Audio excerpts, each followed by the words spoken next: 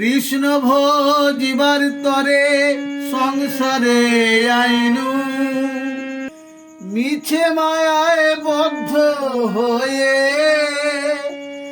বিক্রম হইনু।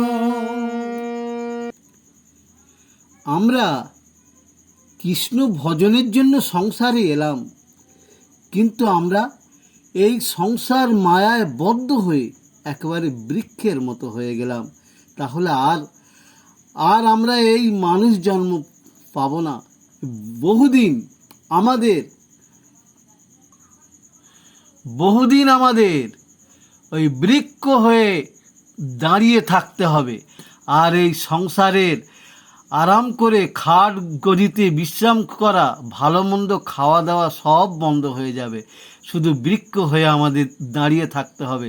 তাই আমাদের এই ভুলটা আর করলে হবে না। আমরা ভগবানের এক মনে আমরা যেন তার শরণাগত হতে পারি, তার সেবা করতে পারি। হরে কৃষ্ণ।